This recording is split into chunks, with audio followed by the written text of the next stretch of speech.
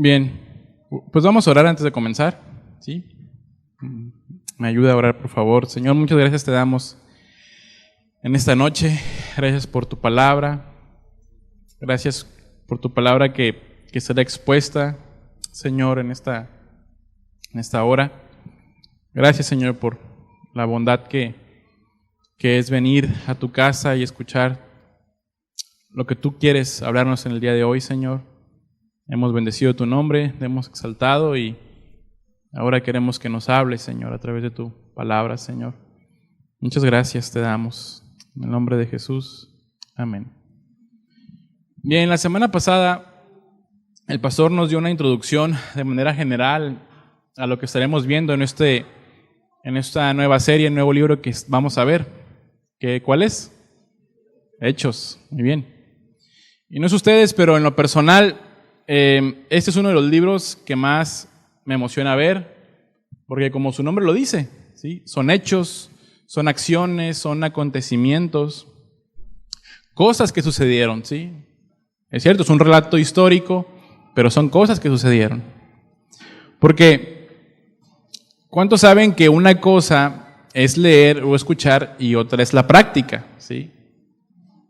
Aunque claro, en todos los demás libros de la Biblia hay acciones o hechos. Este libro habla a detalle de muchos hechos que sucedieron a los apóstoles, ¿sí? O sea, lo práctico, ya en el mundo real, ¿sí? Porque Hechos es el primer capítulo de la historia de la iglesia cristiana, la iglesia de Jesucristo, ¿sí? Y es emocionante estar leyendo todo aquello que vivieron los apóstoles, porque no es usted, pero creo que todos tenemos muy buena información, pero ¿qué hacemos con ellos? ¿Sí? ¿Qué hechos hay en nuestra vida de eso que sabemos? ¿Sí? Bueno, a los apóstoles les llegó el tiempo de aplicar, de accionar todo lo que con Jesús habían estado aprendiendo, tanto por su palabra como por sus hechos, ¿sí? Entonces, vamos a ver hoy Hechos 1, ¿sí? Hechos capítulo 1, y vamos a estudiar, si Dios nos lo permite, del versículo 1 al versículo 11. Entonces, vayamos para allá, a Hechos 1.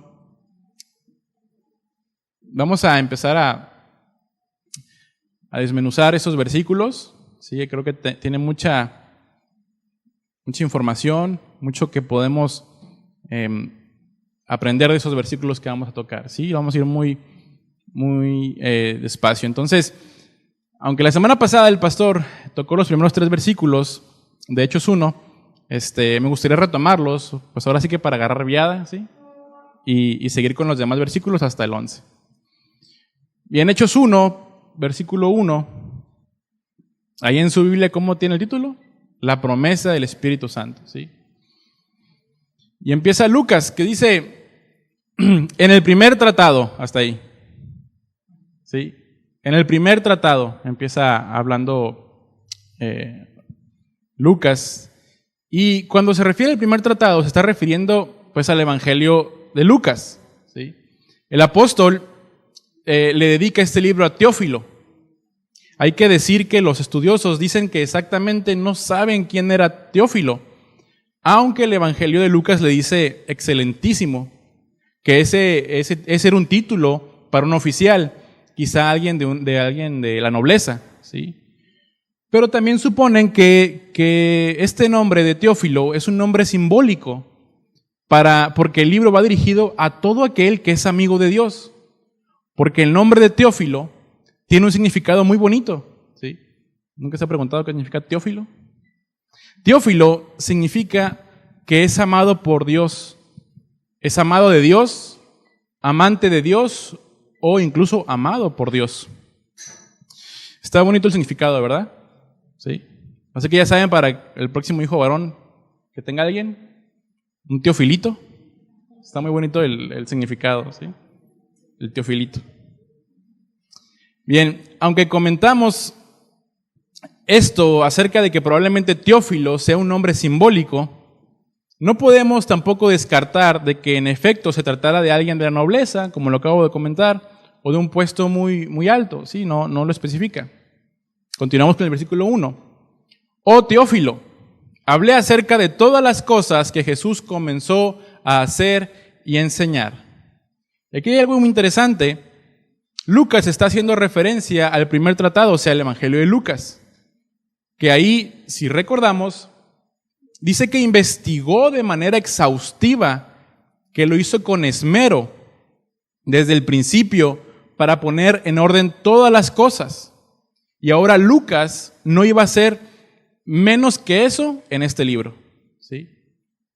Es decir, Lucas va a mantener el mismo nivel de exigencia que tuvo cuando escribió el Evangelio.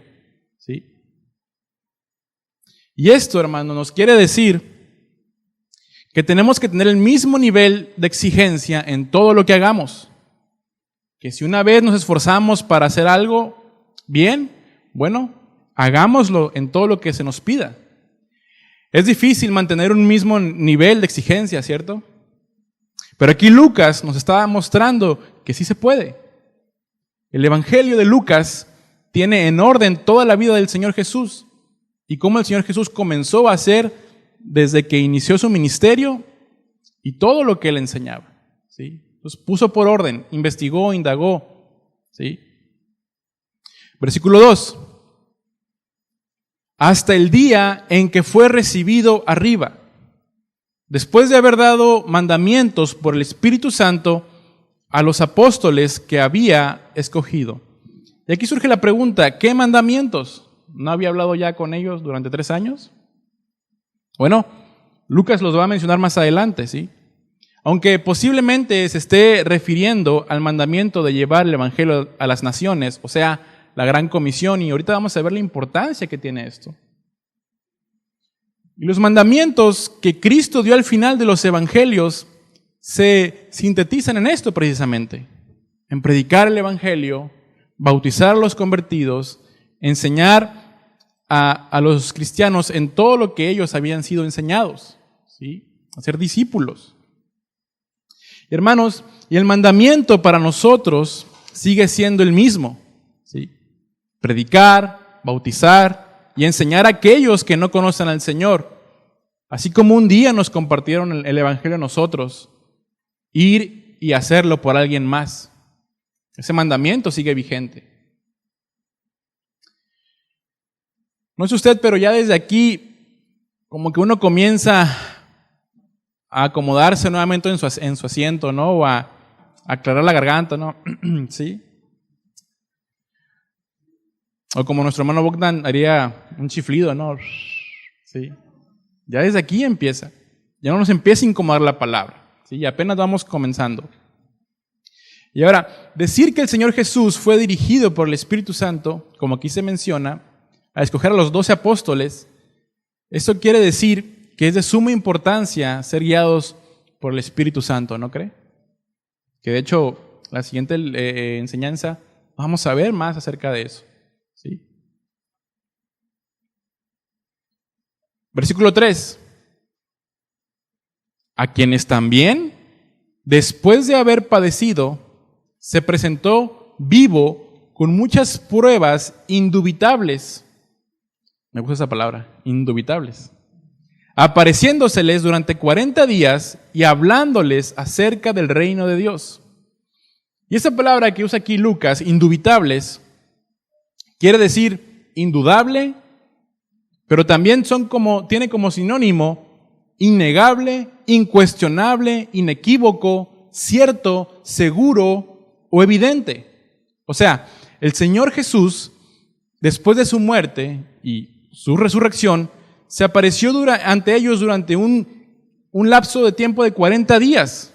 ¿Sí? En la Biblia encontramos por lo menos 10 apariciones en diferentes citas, que por cuestión de tiempo no veremos, y en esas apariciones, con muchas pruebas, se apareció ante ellos de manera innegable, ciertas, seguras, evidentes de que era Él, antes de que fuera recibido en el cielo. ¿Sí? Al principio seguramente dudaron como Tomás, pero después de que nuestro Señor Jesucristo mostró todas estas pruebas, no pudieron negar que era Él, que había muerto, pero que había resucitado, que era el Cristo. Y Lucas describe una evidencia notable de la resurrección cuando Jesús se apareció a los 11 reunidos, quienes, dice la palabra, al verlos espantados y aterrorizados, pensaban que veían un espíritu. ¿Sí? ¿Recuerda ya el pasaje en Lucas? Pero invitándolos el Señor para que mirasen sus manos y sus pies y le tocasen y también le contemplasen. Y les dijo, porque un espíritu no tiene carne ni huesos, como ven que yo lo tengo. Eso lo encontramos en Lucas 24, 36 al 39. ¿Sí? Y estas son las pruebas irrefutables, hermanos, que Jesús mostró. Y surgen preguntas, ¿no? ¿Cuántos Tomases hay que necesitan ver para creer? ¿Sí?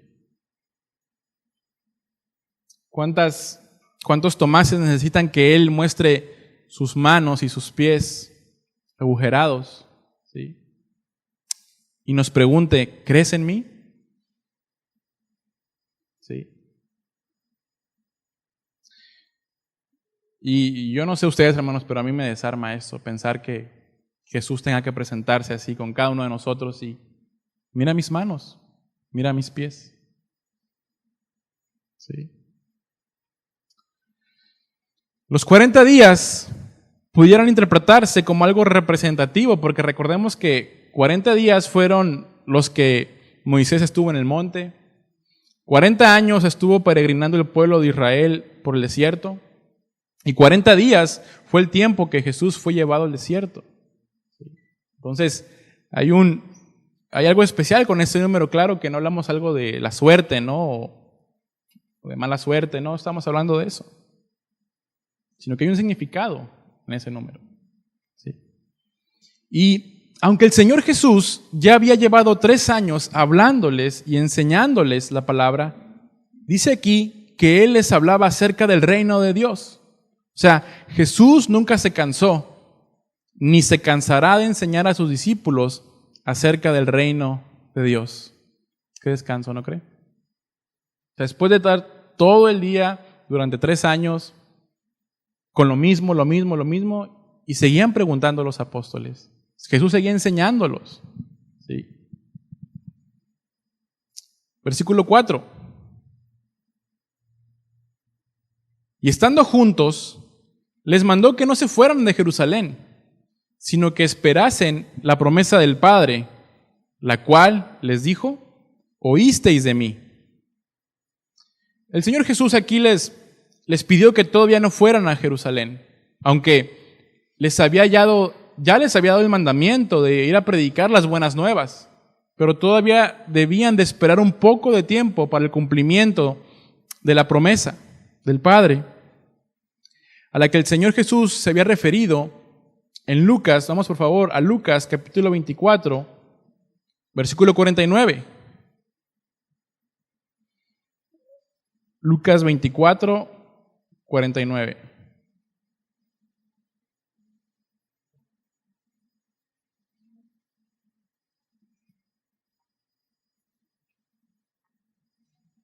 Dice, he aquí yo enviaré la promesa de mi Padre sobre vosotros, pero quedaos vosotros en la ciudad de Jerusalén hasta que seáis investidos de poder desde lo alto. ¿Sí? Vayan, pero esperen tantito, ¿sí? Hasta que se cumpla la promesa. Y esa promesa es el Espíritu Santo. El espíritu de la promesa es lo que el Señor nos dejó en lugar de Él. Lo dijo en Juan 16:7. Que les dijo que nos convenía que Él se fuera. Y esto, hermanos, es muy importante. Porque, ¿qué tan relevante, qué tan importante es el Espíritu Santo? Que Jesús mismo dice que es mejor que Él se vaya. ¿Sí? Sinceramente creo que hay mucho que meditar en esto. Porque y diré algo con mucho cuidado y respeto, creo que de repente nos olvidamos del Espíritu Santo. Porque mucho se ha caído del otro lado, ¿sí? Muchos han pintado el Espíritu Santo como algo que te manipula, o te controla, o que te hace que hagas así, ¿sí? Y te pone a hacer movimientos extraños, a angolotearte de pies a cabeza, o retorcerse, o hacer locuras que nada tiene que ver con el Espíritu de Dios. Y creo que nos hemos reservado o no lo incluimos tanto en nuestras conversaciones por ese abuso que ha habido, ¿sí? Pero, repito, ¿qué tan importante es que el Señor Jesús dijo que nos convenía que se fuera Él, pero para que viniera el Espíritu Santo? Y creo que este libro precisamente, de hecho, nos va a ayudar mucho a entender esto, ¿sí? Importancia del Espíritu Santo en nuestras vidas. Versículo 5 de Hechos 1.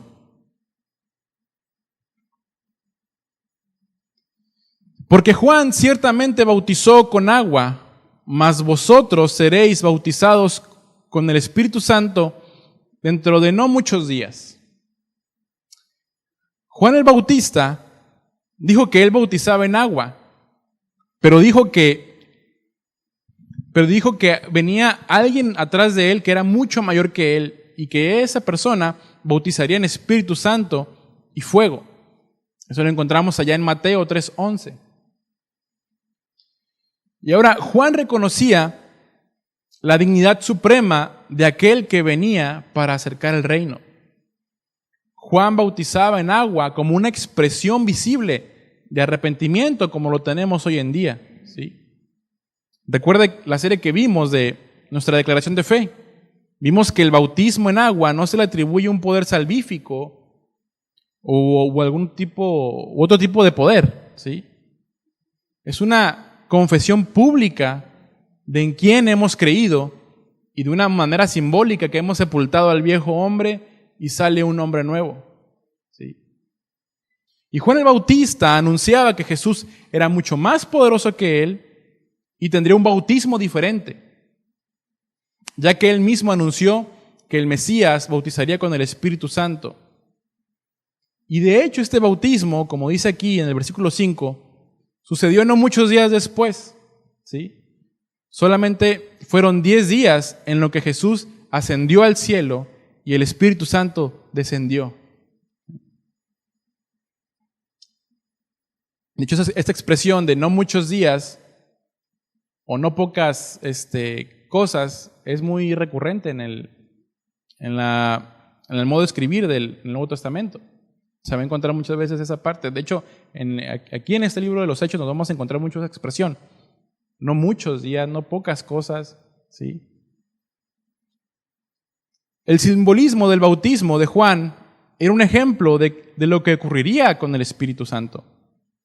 De la misma manera que quienes eran bautizados en el Jordán quedaban sumergidos completamente en el agua, así también los que habían de ser bautizados en el Espíritu quedarían sumergidos bajo su divina persona que los cubriría y llenaría en plenitud, ¿sí? Ya hemos visto acerca de esto. Y esta es la última conversación que el Señor Jesús tiene con los apóstoles. Y yo le pregunto, ¿qué hubiera preguntado usted, hermano, en la última oportunidad que tenía de preguntarle algo al Señor Jesús? ¿Cuándo me voy a morir? ¿O de qué me voy a morir? ¿No? Que todos creo que tuviéramos alguna pregunta, ¿no? Para hacerle al Señor Jesús. Y nuestro Señor, en el lapso de 40 días, tuvo varias apariciones con los apóstoles. Ya dijimos que eran por lo menos 10 apariciones que en la Escritura se relatan. Y mientras se les aparecía en esas ocasiones, Él hablaba sobre cosas del reino. Seguramente seguían con dudas, con inquietudes, ¿sí? Y posiblemente esta pregunta que le iban a hacer, que vamos a leer a continuación, al Señor Jesús ya se le habían preguntado. Era una pregunta que de manera insistente le hacían, ¿sí? Por el término que utilizan aquí en la palabra, que es preguntaban de hecho. Y al parecer sí era algo muy insistente, ¿sí? Y eso me da esperanza porque, digo, creo que tiene sentido lo que preguntaron, ¿no? Pues ahora sí que estaban con el mero, pues podían saber, pues él va a saber la respuesta de lo que vamos a leer a continuación. Pero Jesús les da una lección muy importante. Vamos al versículo 6. Dice: entonces los que se habían reunido le preguntaron, diciendo: Señor, ¿restaurarás el reino a Israel en ese tiempo? El reinado mesiánico por el cual estaban preguntando era un reino político que los libraría del aborrecido yugo romano. Estaban preguntando ellos por ese reino. Es un presente futurista y ellos se sienten inquietos acerca de que Jesús no va a cumplir sus esperanzas. O sea, a pesar de todo lo que vieron, de que el Señor Jesús se reveló y que había resucitado, todavía estaban inquietos. Querían ver el reinado de Cristo aquí en la tierra. ¿Sí? Por eso le preguntan, oye, ¿y como para cuándo va a ser todo esto? ¿Sí? Y aquí tenemos una prueba de que los 11 apóstoles necesitaban de la promesa del Padre antes de comenzar a difundir el mensaje del Cristo resucitado. Aún anhelaban un reinado político para Israel, incluso después de que la fe y la esperanza habían vuelto a ellos. Sí. Hermanos, eso nos habla de que cómo todavía muchas veces está nuestra mente aquí en las cosas de la tierra. ¿Sí? Hemos visto su gloria, hemos visto cosas del Señor, milagros, prodigios, y muchas veces seguimos aferrados a las cosas de la tierra. Y aquí están los apóstoles preguntando, oye, ¿y ese reinado cuándo va a ser? ¿Sí? Los discípulos conocían las profecías relativas a la restauración del reino de Israel en la promesa del Mesías. La cruz había sido la manifestación del cumplimiento de las profecías relativas a los sufrimientos que el Mesías tendría que llevar sobre sí. Ahora solo quedaba el cumplimiento de las que se referían al reino mesiánico. Es decir, habían visto el cumplimiento de todas las escrituras, pero faltaba esto, el reinado de Cristo en la tierra. Pero sabíamos que había dos por ahí, ¿no?, que estaban interesados en querer el hueso. ¿Sí? Entonces lo vamos a ver. Y aunque todos ellos, firmes creyentes en la palabra, mantenían su interés en lo que era la esperanza nacional de Israel, ¿sí?, consistente en el establecimiento del reino prometido a David. El heredero del reino era Jesús, no solo porque venía de descendencia davídica, sino por su condición de Mesías. Y este pensamiento en los apóstoles había cautivado desde hace tiempo sus corazones. De ahí que, creyendo que serían cumplidas las promesas mesiánicas en su visita a Jerusalén, incluso, como dije hace un momento, 2 de ellos habían pedido ocupar posiciones destacadas o de autoridad junto con Jesús en ese reino. ¿Sí? Por la misma razón que se habían producido una discusión entre ellos para determinar quién sería el mayor. Repito, hermanos, vieron la gloria del Señor, los milagros, los prodigios, lo que hacía el Señor Jesús, pero ellos en su corazón querían una posición. Ese era su interés. Sí. O sea, ya veamos el contexto, ya estaba el Señor Jesús por ascender. Ya estaba por irse, por no verlo nunca más. Y estaban preocupados por una posición. A ver qué me va a tocar, dónde me van a poner. Sí. Eso refleja la condición todavía humana que tenían. Repito, ¿cuántas veces no hemos visto cosas, prodigios de parte del Señor? Y en lugar de desear las cosas de arriba, del cielo, deseamos alguna posición, algún privilegio. Sí. Pero Jesús les había anunciado la venida del Espíritu Santo, de manera que esta señal estaba anunciada proféticamente para el tiempo del reino del Mesías. Todo ello conducía a que sintiesen un marcado interés sobre el momento en que sería restaurado el reino de Israel. Y ahora, sin duda estaban pensando en el reino literal de Cristo sobre la tierra, que tendrá lugar en el futuro. ¿Sí? Y encontré un comentario que dice un profesor, dice, el reino por el cual preguntaban los discípulos es el mesiánico, concebido en forma temporal. Piensan en una restauración de la dinastía davídica y de la gloria temporal del pueblo propia de aquella época, todo a favor del pueblo judío. ¿Sí? Estaban interesados nada más en lo que a ellos les convenía, sus intereses.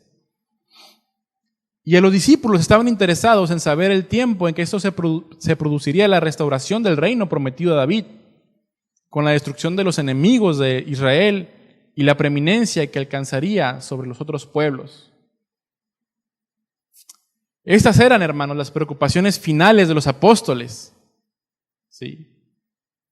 Pero veamos qué les dijo el Señor Jesús respecto a esas preguntas. Bueno, ¿cuántos saben que si uno pregunta, el Señor responde? ¿Sí? Aunque sean tonterías, pero va a responder. Tonterías las preguntas que hagamos, me refiero. Versículo 7.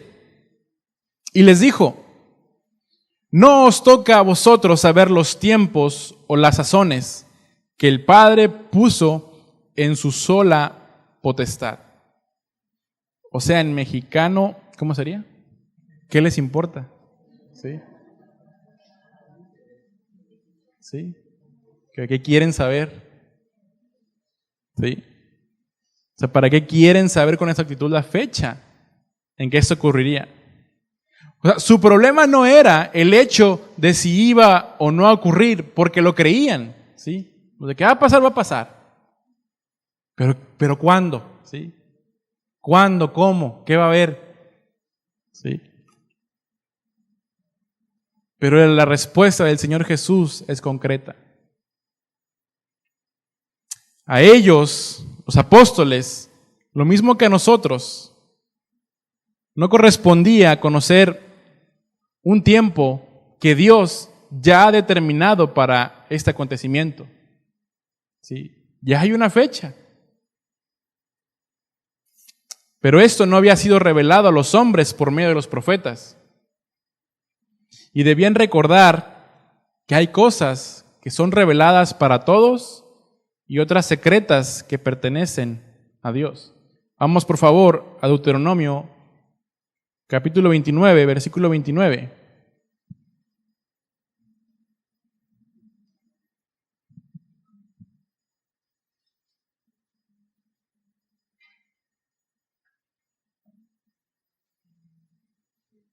¿Están ahí? Si no, acá voltean enfrente. Dice, las cosas secretas pertenecen a nuestro Dios, mas las reveladas son para nosotros y para nuestros hijos para siempre, para que cumplamos todas las palabras de esta ley. Hermanos, el momento, la fecha exacta que se cumplirá el fin de los tiempos, solo le corresponde saberlo a Dios. Está en su sola potestad. Está en su solo conocimiento. ¿Sí? Repito, los apóstoles no dudaban que iba a pasar. Lo mismo que nosotros. No dudemos de que esto va a pasar.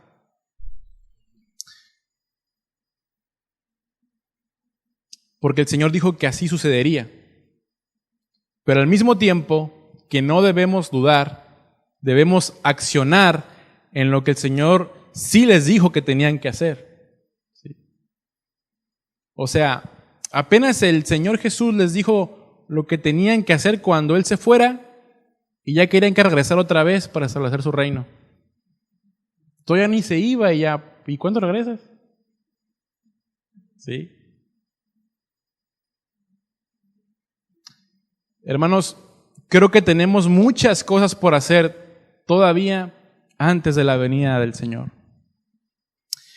En lo personal, y eso es una opinión muy personal que no tiene que ver con, no se está estableciendo algo, claro que no. Creo que el retorno del Señor está muy cerca. Sí. Claro, sé que es lo mismo que decían los apóstoles, ¿sí? Lo que decía Pablo, ¿cierto? Y que durante siglos y años se ha dicho esto. Pero todo lo que estamos viviendo en este mundo, cómo la maldad va en aumento, cómo el ser humano más y más está en declive, un declive espiritual, moral, social, creo que el Señor no tarda en venir. Y mire, si usted escucha a alguien o escuchó que en el 2000 las computadoras iban a colapsar, que el sistema bancario iba a colapsar, ¿sí?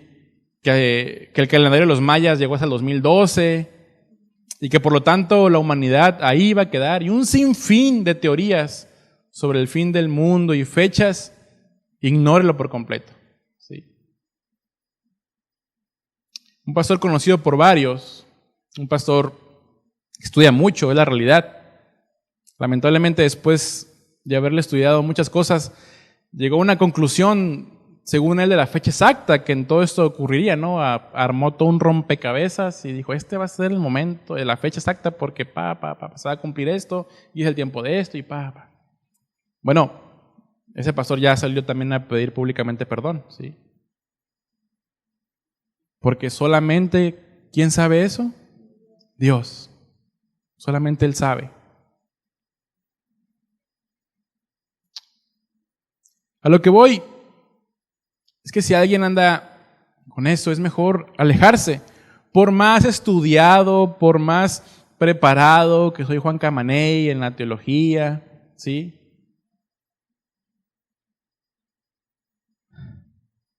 Si anda con este tipo de cosas, es mejor ignorarlo, ¿sí?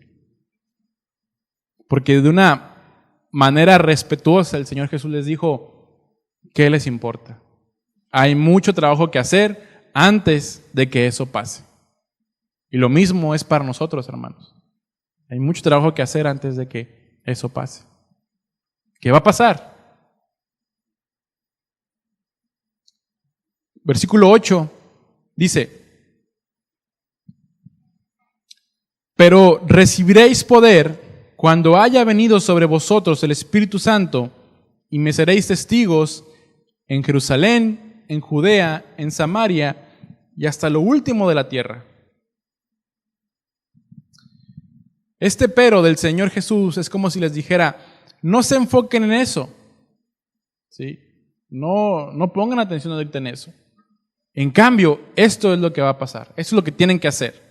O sea, enfóquense en eso en este momento, porque esto es lo que ahorita les estoy diciendo. Atiendan esta instrucción. Lamentablemente, por lo menos 2 de ellos querían una posición dentro de este reino mesiánico, ¿sí? Querían hueso.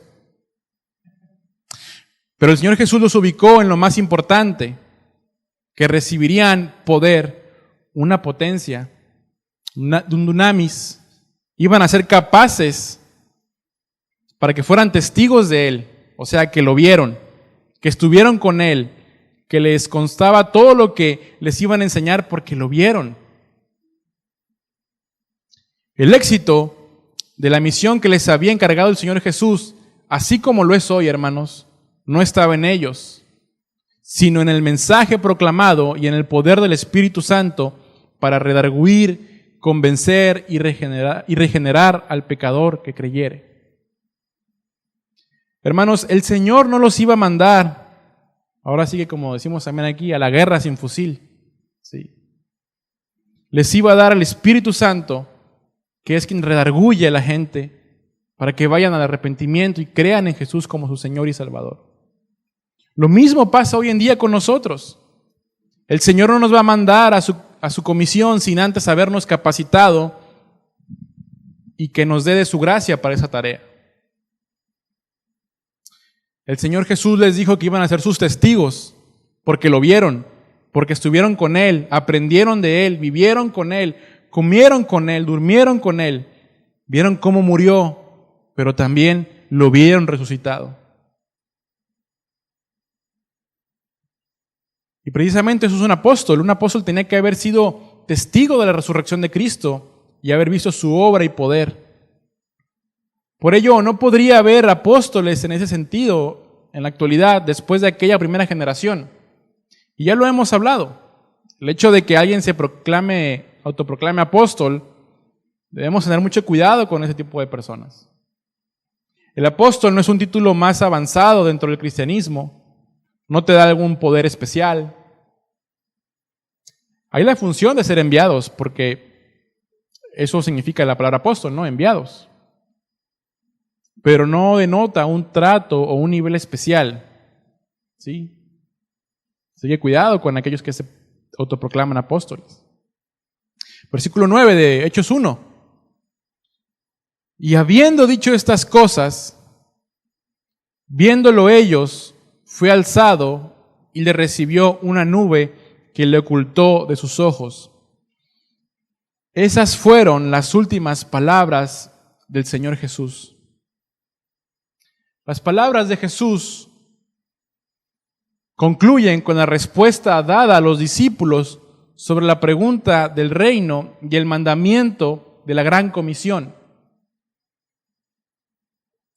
¿Usted cree que es relevante esto? Ya fue lo último que les dijo. Durante 3 años, el Señor Jesús enseñó a sus discípulos.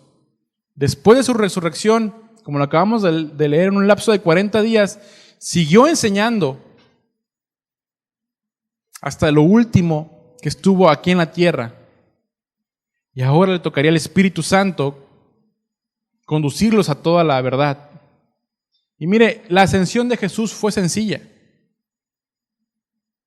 No desapareció de repente a la vista de todos, o no fue que poco a poco fuera desapareciendo, ¿sí? Como que se fuera desintegrando. Cristo fue elevado de la tierra al cielo, a la vista de los presentes. Vamos por favor a Lucas, capítulo 24, versículos 50 y 51.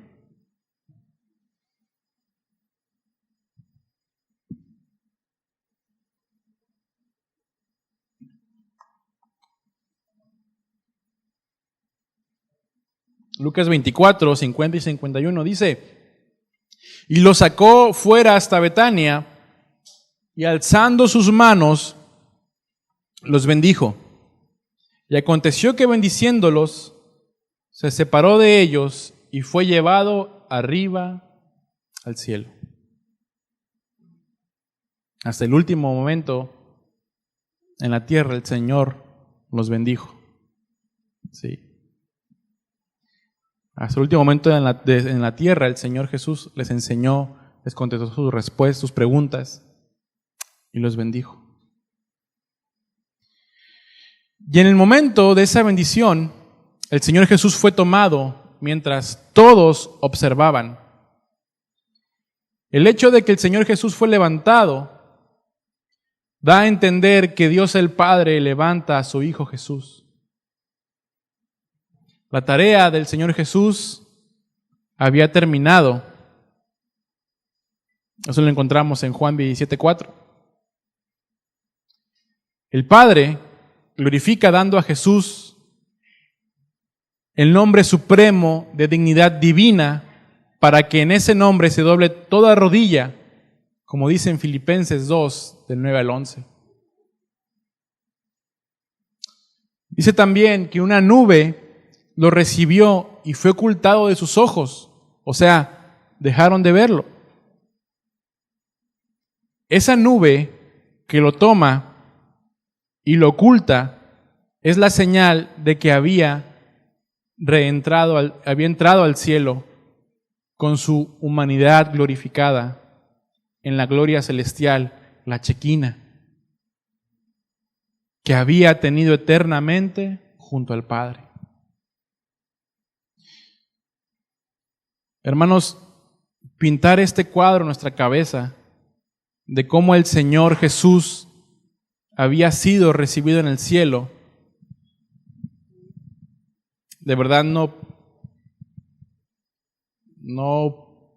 pudiera de qué manera encontrar palabras para describirlo.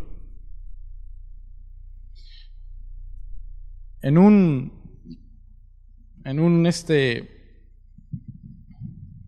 disco, bueno, ya ni son discos, no, bueno, sí, en aquel tiempo sí, de un grupo de alabanza que varios fuimos ministrados a través de esos hermanos.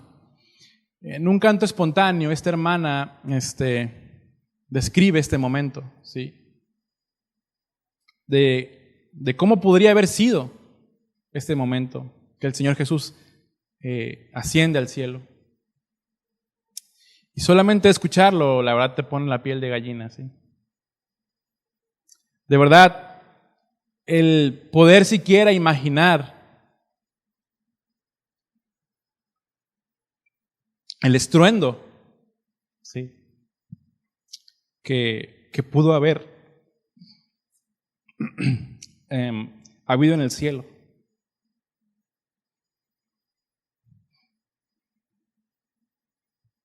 Al ver a Jesús regresar,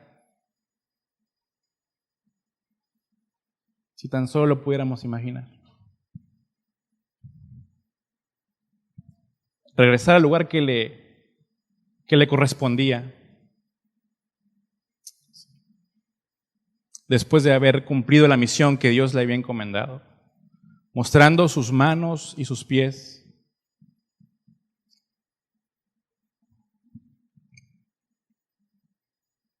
presentando su sangre por usted y por mí.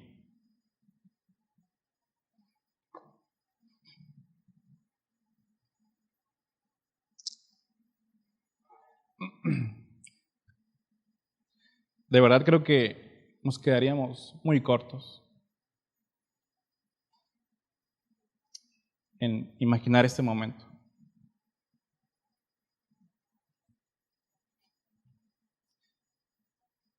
Regresó a la diestra del Padre y Él está ahí ahorita. Se hizo como usted, se hizo como yo, habitó entre nosotros y ahora está en su trono, en el supremo lugar de honor. Tiene toda la autoridad y poder divinos. No sé, hermanos, no puedo encontrar más palabras para expresar lo que mi mente piensa y mi corazón siente al pensar en esto. Espero que pueda sentir lo mismo.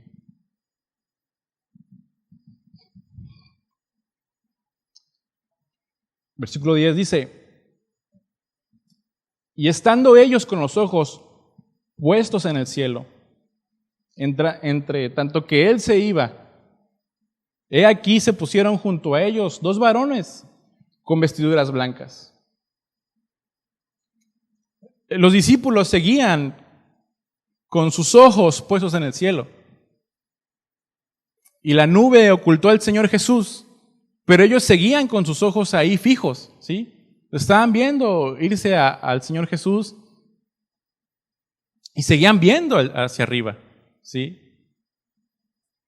Y esta descripción de Lucas quiere transmitir el asombro que los discípulos debieron de haber sentido al haber sido testigos de esto, ¿sí?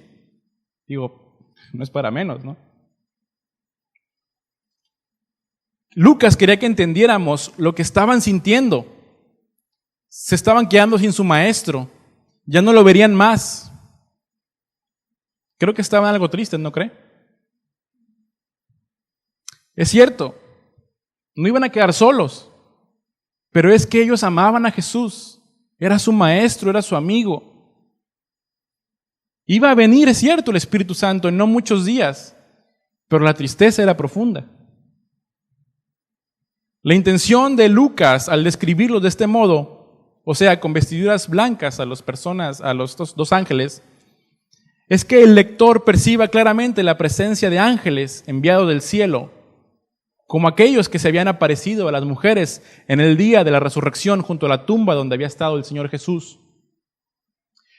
Los dos personajes con vestiduras blancas son dos ángeles que se manifestaban visiblemente en forma humana, como eran habituales las apariciones angelicales. Y la misión de esos ángeles no era reprender a quienes estaban mirando el cielo, sino alentar su esperanza y confirmarles la promesa del regreso de Jesús, los cuales consolarían a los discípulos, y lo vamos a ver a continuación. Versículo 11 dice, los cuales también les dijeron, o sea, los ángeles: varones Galileos, ¿por qué estáis mirando el cielo? Este mismo Jesús, que ha sido tomado de vosotros al cielo, así vendrá como le habéis visto ir al cielo. Los discípulos se habían quedado mirando el cielo.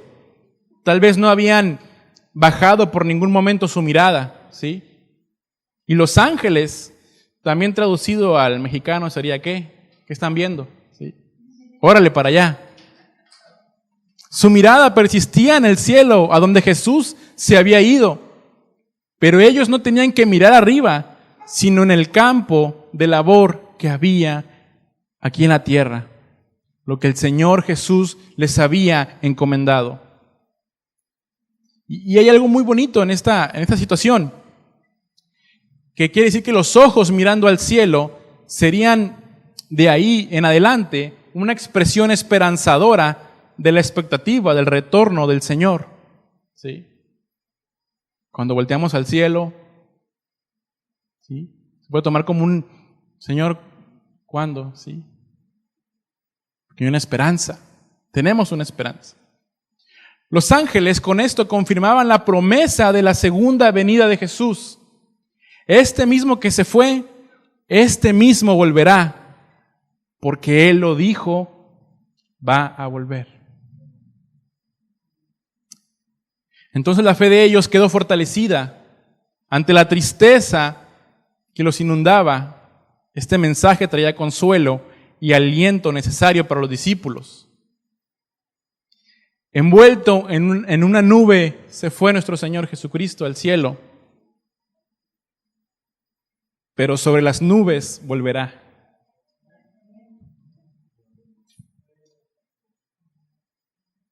Para ser visto física y personalmente.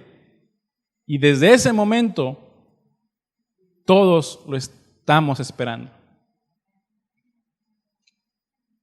Acompáñame por favor a Lucas capítulo 21, versículo 27.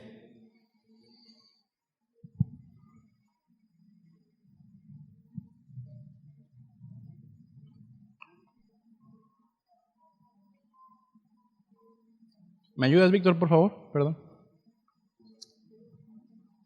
Ya nos vamos a poner manos allá, escuché que está tronando. Lucas 21, versículo 27 dice: entonces verán al Hijo del Hombre que vendrá en una nube. ¿Cómo va a venir? Con poder y gran gloria. El Señor Jesús regresará físicamente con el mismo cuerpo glorificado con que fue al cielo. Por último, quiero que vayamos a Daniel, capítulo 7. Daniel 7, versículo 13 y 14.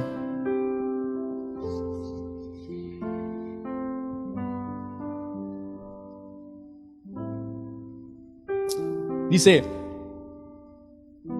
miraba yo en la visión de la noche, y he aquí, con las nubes del cielo venía uno como un hijo de hombre, que vino hasta el anciano de días, y le hicieron acercarse delante de él.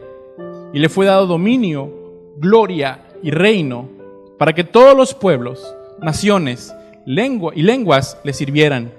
Su dominio es dominio eterno, que nunca pasará, y su reino uno que no será destruido. Hermanos, el Señor viene pronto. Eso es evidente, porque Él lo dijo. La pregunta es, y será, todos los días hasta el día de nuestra muerte, o hasta el día en que Él venga, ¿cómo lo estamos esperando? ¿Cómo estamos viviendo? Y esta pregunta, hermanos, nos tiene que taladrar el cerebro todos los días. ¿Cómo estamos esperando su venida? ¿En mis asuntos? ¿En mis negocios? ¿En mis problemas? ¿En mis preocupaciones? ¿O lo estoy esperando en santidad? ¿Trabajando para su obra? ¿Edificando la iglesia? ¿Cómo, hermanos? ¿Cómo lo estamos esperando? Porque, repito, Él dijo que volvería. Pero esta venida, en esa segunda venida, vendrá como Rey y Señor y también como juez. Y la pregunta es, ¿vendrá como tu Rey y Señor? ¿O vendrá como tu juez? Sí. Tal vez no nos toque verlo, tal vez sí. El asunto es cómo va a venir por cada uno de nosotros, como Rey y Señor o como juez. Vamos a orar. Señor, te damos muchas gracias en esta noche por tu palabra, Dios.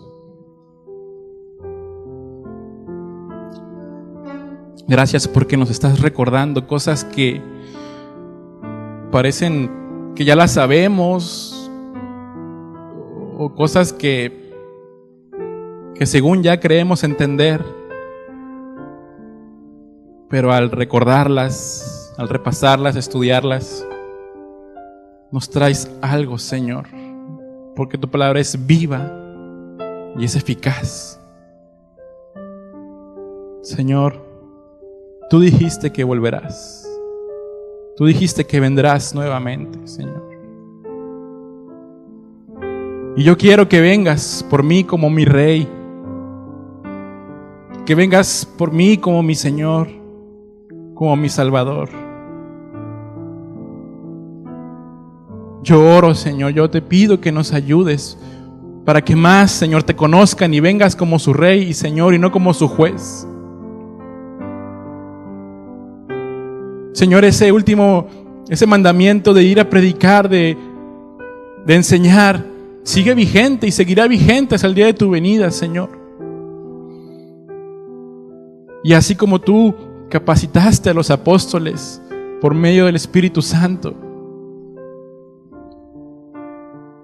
tú lo haces el día de hoy con nosotros.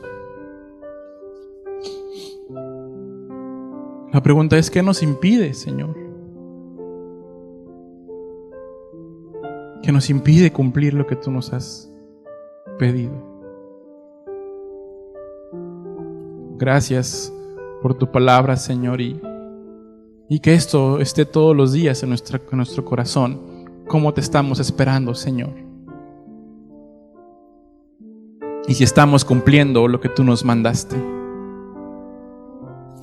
Gracias, de verdad, muchas gracias por tu palabra. Gracias por tu Espíritu Santo que mora en cada creyente. No queremos contristarlo y ni queremos tener oídos sordos ante la voz del Espíritu Santo que nos guíe a toda verdad, a tu verdad, Señor. Muchas gracias por tu palabra, Señor, una vez más. En el nombre de Jesús. Amén. Amén.